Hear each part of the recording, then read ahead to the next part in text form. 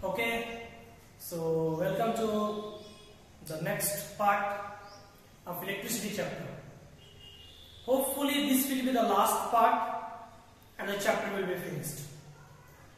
So in this part or in this session we will study or we will come to know about the effects of electric current.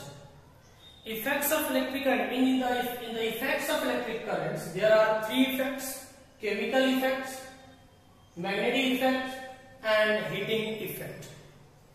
But this one already you have read in class 8 and some more informations regarding this effect will be taught in higher classes.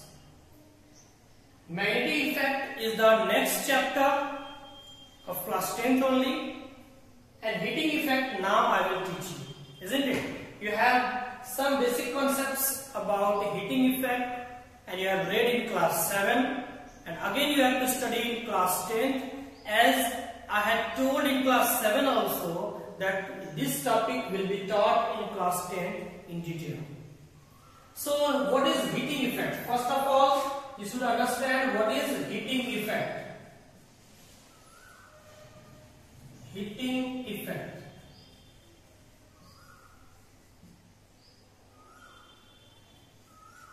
याद आ रहा होगा class 7 में पढ़ाए हुए हैं तो कुछ ना कुछ याद होना चाहिए. हीटिंग इफेक्ट का मतलब क्या हुआ कि जब भी इलेक्ट्रिक करंट किसी भी वायर से या किसी भी कंडक्टर में पास होती है तो कुछ समय के बाद वो कंडक्टर या वायर गर्म हो जाता है, और इसी फिनोमेनन को हम लोग कहते हैं heating effect. What is heating effect? You can write down the definition. Whenever electric current passes through any high resistance wire, then it will become warm. ये गर्म हो जाएगा. This effect is known as heating effect of electric current. Is it clear? यहाँ पे बात किए हम high resistance wire. High resistance wire. Example में बोले हैं नाइक्रोम वायर, क्योंकि नाइक्रोम वायर कौन सा वायर है, इसका इलेक्ट्रिसिटी का जो एप्लीकेशन है उसमें भी हम लोग देखेंगे कि ये स्पेशल तरह का वायर है जो एक एलॉय है जिसमें निकल क्रोमियम वगैरह रहता है, और उसमें जो इलेक्ट्रिक आयरन होता है उसमें ये वायर इस्तेमाल होता है. इसका रेजिस्टेंस हाई होता है जिसके वजह से बहुत जल्दी ये गर्म हो जाता है. क्लियर है? तो हाई रेजिस्टेंस वायर में से जब भी कोई इलेक्ट्रिक करंट पास होगा तो ये गर्म हो जाता है. इसी इफेक्ट को कहा जाता है हीटिंग इफेक्ट, और डेफिनेशन हम पहले बोल दिए हैं, यू में राइट इट. अब हम लोग देखेंगे कि जूल्स. यहां से एक और चीज समझ लो, हीटिंग इफेक्ट के बारे में यहाँ पे क्यों बताया जा रहा है, क्योंकि जब भी वायर से जब करंट पास होता है तो वो इलेक्ट्रिक एनर्जी जो है वो कन्वर्ट होता है दूसरी एनर्जी में, चाहे वो हीट एनर्जी में, चाहे लाइट एनर्जी में, चाहे मैकेनिकल एनर्जी में. तो यहां से हम ये चीज समझ सकते हैं कि electrical energy is converting into heat energy. In maximum cases most of the electrical energy is not converted into heat energy. अधिकतर केस में जो इलेक्ट्रिकल एनर्जी है वो हीट एनर्जी में कन्वर्ट नहीं होता है, लेकिन कहीं कहीं ये बहुत ज्यादा, इसका इलेक्ट्रिकल एनर्जी का ज्यादा मात्रा जो है वो हीट एनर्जी में कन्वर्ट हो जाता है. क्लियर है? जिसकी वजह से ही कंजम्पशन ऑफ एनर्जी हम लोग को ज्यादा लगता है. जैसे फॉर एग्जाम्पल अगर हम बात कर दें एक इलेक्ट्रिक बल्ब का, तो इलेक्ट्रिक बल्ब में जो फिलामेंट होता है, तो इसमें जो है जब स्विच ऑन करते हैं हम लोग तो इलेक्ट्रिक एनर्जी जब पास होता है तो इस फिलामेंट को हीट करने में, गर्म करने में कुछ एनर्जी कंज्यूम हो जाता है, खत्म हो जाता है, और इसके बाद वो जब ज्यादा इसमें हीट डेवलप होता है तो वो ग्लो करना स्टार्ट होता है, वो बल्ब जलने लगता है. ठीक है? इसका मतलब हुआ कि टोटल इलेक्ट्रिकल एनर्जी कभी भी टोटल लाइट एनर्जी में कन्वर्ट नहीं होता है, या total electrical energy total heat energy में कन्वर्ट नहीं हो पाता है, total electric energy total mechanical energy में कन्वर्ट नहीं हो पाता है, क्योंकि उसको कुछ ना कुछ दूसरा फॉर्म में वो कन्वर्ट हो जाता है। जैसे फॉर एग्जांपल अगर हम बात अभी कर रहे थे इस बल्ब का, तो जैसे स्विच ऑन करते हैं तो कुछ इलेक्ट्रिकल एनर्जी जो है वो इस फिलामेंट को वार्म करने में, गर्म करने में खत्म हो जाता है, और इसके बाद क्या होता है कि इसके बाद जो एनर्जी रहता है वो जाकर के लाइट एनर्जी में कन्वर्ट होता है। क्लियर है? तो we can say that most of the time electrical energy will be not converted into totally heat energy or totally in light energy. Okay, some energy is consumed in heat energy, in the form of heat energy and in the form of light energy. ये चीज को भी लिख लोगे, ठीक है? अब यहां से हम बात करेंगे सबसे इंपॉर्टेंट टॉपिक हीट एनर्जी का, या फिर सॉरी हीटिंग इफेक्ट का, that is joules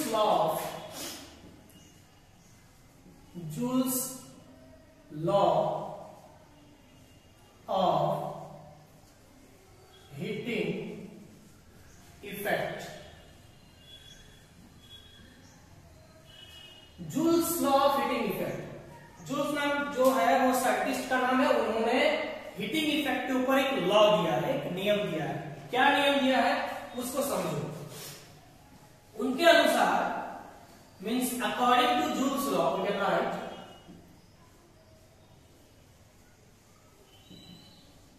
according to Joule's law,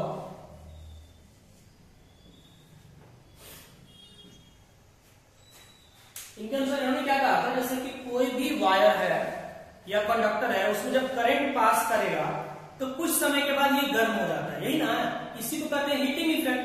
तो गर्म होने के ऊपर किस किस फैक्टर पर निर्भर करता है ये, उसके बारे में वो बताए थे जूल्स ने, ठीक है, किस किस फैक्टर के ऊपर ये निर्भर करता है। तो ये लॉ क्या कहता है, means this law states as the heat energy produced in any conductor is directly proportional to the square of the current, is directly proportional to the resistance of the conductor and directly proportional to the time for which it flows through the conductor. तो यहां पर लिख देते हैं according to this law the heat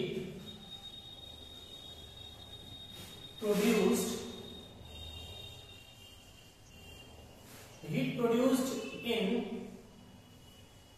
any conductor or wire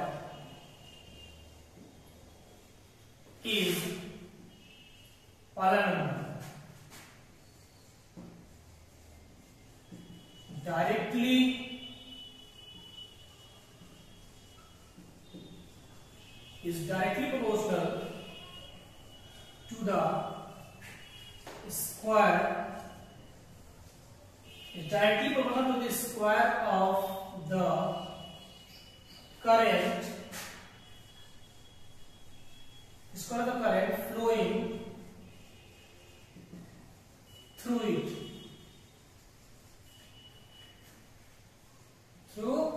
it, that is heat is directly proportional to the I square, where I is equal to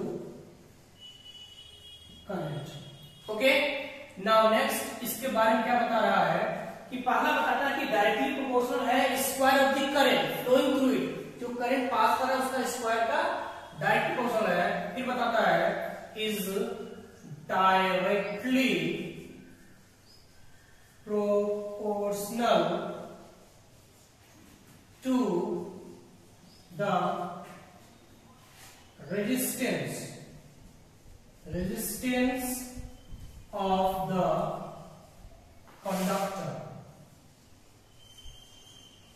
resistance of the conductor, or wire, ठीक है, that is H is directly proportional to the R.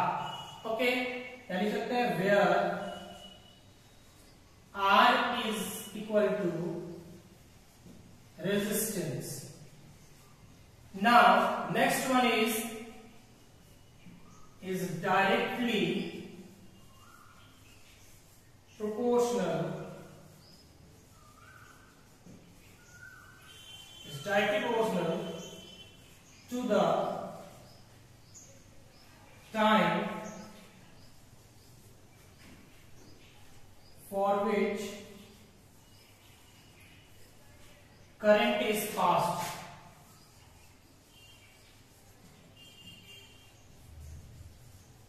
For which current is passed. That is, H is directly proportional to T. ठीक है, यहां से हमको लग रहा है यहां पे दिखाई दे रहा होगा, तो हम आगे जो है इधर बताते हैं। यहां पर तीन जो बताए हम, तीनों में एक तो बताए हैं कि H is directly proportional to I square, H is directly proportional to resistance means R, and last one is it is directly proportional to the time for which current is passed. कितने समय के लिए, इसको detail समझो। कहने का मतलब ये है, डायरेक्टली प्रोपोर्शनल का मतलब क्या हुआ, अगर एक वायर है और उस वायर या कंडक्टर में जब करंट पास कर रही है, आई करंट पास कर रही है, तो कहता है कि अगर आई का वैल्यू को अगर हम बढ़ा दें, मतलब इसमें हो सकता है स्टार्टिंग में 2 एम्पियर का करंट पास कर रहा था, अब इसमें जो है हम इसी वायर में से अगर 5 एम्पियर का करंट पास कराएंगे, तो जब 5 एम्पियर करंट पास करेंगे तो वो ज्यादा जल्दी गर्म होगा, मतलब हीटिंग उसमें ज्यादा होगा। कब? जब करंट का वैल्यू को हम बढ़ा देंगे तब। दूसरा बताया गया, अगर वो वायर का रेजिस्टेंस अगर ज्यादा हुआ तो डेफिनेटली हीट जो है उसमें वो ज्यादा होगा। क्लियर है? रेजिस्टेंस ज्यादा तो हीट ज्यादा।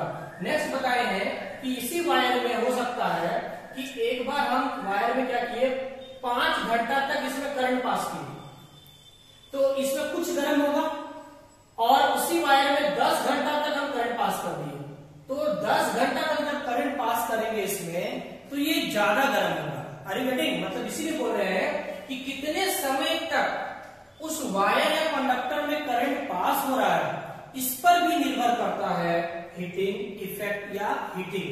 किसी भी वायर का या कंडक्टर में जब करंट पास होता है तो वो तीन फैक्टर के ऊपर निर्भर करता है। पहला, यहां पर जो है लास्ट लाइन में देखोगे, पहला क्या बता रहे हैं, टाइम के ऊपर निर्भर कर रहा है, रेजिस्टेंस के ऊपर निर्भर कर रहा है, करंट के ऊपर निर्भर करता है। तो ये तीनों के ऊपर निर्भर करता है। ठीक है, आपको लगता है सारा चीज दिखाई दे रहा होगा यहां तक। अब हम आगे इधर बताते हैं, therefore from 1, 2 and 3, इस तीनों फैक्टर, तुम फैक्टर भी बोल सकते हो या इसी के अनुसार जो है जूल्स लॉ भी लिखने आ सकता है। कभी कभी एग्जामिनेशन में डायरेक्टली जूल्स लॉ पूछ देता है, कभी कभी वो अलग अलग करके पूछेगा कि करंट को हम इतना पास करा रहे हैं तो कितना हीटिंग इफेक्ट पर फर्क पड़ेगा, या रेजिस्टेंस बढ़ाते हैं तो किस प्रकार से फर्क पड़ेगा। जैसे बोलेगा रेजिस्टेंस को अगर 2 गुना कर दी तो हीटिंग इफेक्ट के ऊपर कितना फर्क पड़ेगा। अगर डायरेक्टली प्रोपोर्शनल है तो इसका मतलब क्या होगा, 2 गुना फर्क पड़ जाएगा। हीटिंग जो है पहले जितना होता था उसका 2 गुना हो जाएगा। अब बोलेगा इसको अगर हम 2 गुना कर दें तो 2 का स्क्वायर कितना हो जाएगा, 4। याद रखो यहाँ पर क्वेश्चन समझ इसलिए बोल रहे हैं, if the value of current is double, then what will be the effect on heating of particular through that particular conductor? So you have to reply that if the current is double, अगर 2 double के अंदर 2i कर दिए तो 2 का square कितना होगा, 4 होगा। So heating will be 4 times more, isn't it? इस तरह से तुमको प्रैक्टिकल बेस्ड क्वेश्चन पूछता है। अब तीनों से हमको क्या मिला, तीनों को अगर मिला देंगे हम तो हमको मिल गया H is equal to I square R T. ये एक फॉर्मूला हुआ। अब यहां से एक और चीज समझ बोलोगे सर ये डायरेक्टली कर दिया, तुम लोग डायरेक्टली कर देना। यहां चीज हम कह सकते हैं कि H is directly proportional to I square हो गया, H is directly proportional to resistance हो गया। तो क्या हम लोग इस तरह से इसको लिख सकते हैं ना, आई स्क्वायर आर टी लिख सकते हैं, तीनों को मिला दिए तो। अब ये प्रोपोर्शनल कांस्टेंट है तो प्रोपोर्शनल का साइन है, तो इसको जब इक्वल टू साइन देंगे तो यहाँ पर k एक कांस्टेंट आएगा I²RT आएगा। सो फॉर k = 1, k का वैल्यू जब 1 हो गया तो h का वैल्यू कितना हो जाएगा I²RT हो गया। तो ये जो है स्मॉल r से डिनोट कर सकते हैं, कैपिटल R से डिनोट कर सकते हैं। तो कैपिटल R ये ला रहे हैं, कैपिटल R तो कोई दिक्कत नहीं है। तो इस पे ध्यान देना होगा कि k का वैल्यू 1 हो जा रहा है SI यूनिट में, इसीलिए हम लोग I²I²RT। This is the important formula for calculating heat energy through any conductor और वायर। तो यहां से इस जूल्स लॉ को बता दिए। अब जो है हम यहाँ पर इसका थोड़ा सा न्यूमेरिकल के बारे में बात करेंगे, और अगर एप्लीकेशन के बारे में बात कर रहे थोड़ा 2 मिनट के लिए, तो एप्लीकेशन यहाँ बोलता है कि हीटिंग इफेक्ट का एप्लीकेशन के बेस में कौन कौन सा अप्लायंसेस इस्तेमाल करते हैं। तो तुम बता सकते हो जो इलेक्ट्रिक आयरन होता है या केटली होता है जो गर्म करने वाला, चाहे वो इमर्जन रॉड होता है जो हम लोग गर्म पानी करते हैं, तो ये सब में कहीं ना कहीं हीटिंग इफेक्ट लगा हुआ है। ठीक है, दूसरा क्या बताओगे, फ्यूज के बारे में। तो फ्यूज के बारे में क्लास 7 में बताए हुए हैं, क्लास 7 में कि इलेक्ट्रिक फ्यूज जो होता है वो टंगस्टन वायर का होता है। कौन सा वायर का होता है? टंगस्टन वायर का होता है। और इसीलिए टंगस्टन वायर का खास बात क्या है, इसका मेल्टिंग पॉइंट बहुत ज्यादा होता है, लगभग 3300 डिग्री का इसमें मेल्टिंग पॉइंट होता है इसका। ठीक है, तो मेल्टिंग पॉइंट ज्यादा होने की वजह से हम लोग क्या करते हैं, इलेक्ट्रिक बल्ब का फ्यूज में टंगस्टन वायर का इस्तेमाल करते हैं। क्लियर? वो जब हीट एनर्जी मींस जब वो जलता है तो लगभग जो है उसमें 2500 डिग्री सेंटीग्रेड का टेम्परेचर के आसपास उसमें वो हीट डेवलप होता है। और एक बात बताना है कि बल्ब में हम लोग क्या करते हैं, बल्ब के अंदर में हम लोग जो है वो 2 गैस है, एक होता है आर्गन, दूसरा होता है नाइट्रोजन। आर्गन और नाइट्रोजन ये दोनों गैस को, दोनों में से कोई एक गैस या दोनों गैस का मिक्सचर को हम लोग उस बल्ब के अंदर डाला जाता है। क्लियर है? पूछता है कि एयर को क्यों नहीं डाल सकते हैं, क्योंकि वहां जो फिलामेंट है ये रिएक्ट हो सकता है और वो जल सकता है, जल जाएगा मीन्स फ्यूज हो जाएगा बहुत जल्द। इसीलिए ये तो इसको क्यों इस्तेमाल करते हैं, आर्गन नाइट्रोजन को इसीलिए करते हैं इस्तेमाल बल्ब में क्योंकि ये अनरिएक्टिव गैस है, अनरिएक्टिव गैस। ये हाई टेम्परेचर में भी अनरिएक्टिव होता है, इसीलिए आर्गन और नाइट्रोजन का इस्तेमाल करते हैं बल्ब के अंदर। क्लियर है? नेक्स्ट जो है फ्यूज के बारे में बात करेंगे। इलेक्ट्रिक फ्यूज जो है वो क्या होता है, एक सेफ्टी डिवाइस है, क्लास 7 में लिखाए हुए हैं, उसी डेफिनेशन को लिखना है। जो सेफ्टी डिवाइस है जिसका means a thin copper wire should be used.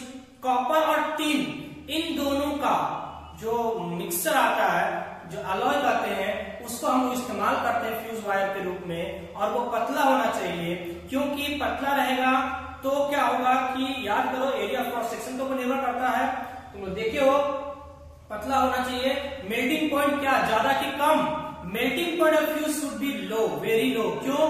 क्योंकि अगर ज्यादा रखेंगे तो उस फ्यूज के थ्रू करंट पास कर जाएगा, फ्यूज के थ्रू करंट पास कर जाएगा, और उससे क्या होगा कि करंट जब उससे पास कर गया तो इलेक्ट्रिकल अप्लायंसेस जितना सारे उसको बिगाड़ देगा, मींस खराब कर देगा। तो इसके बारे में, फ्यूज के बारे में, ओवरलोडिंग और शॉर्ट सर्किट, ये तीनों चारों के बारे में क्लास में बताए हुए हैं।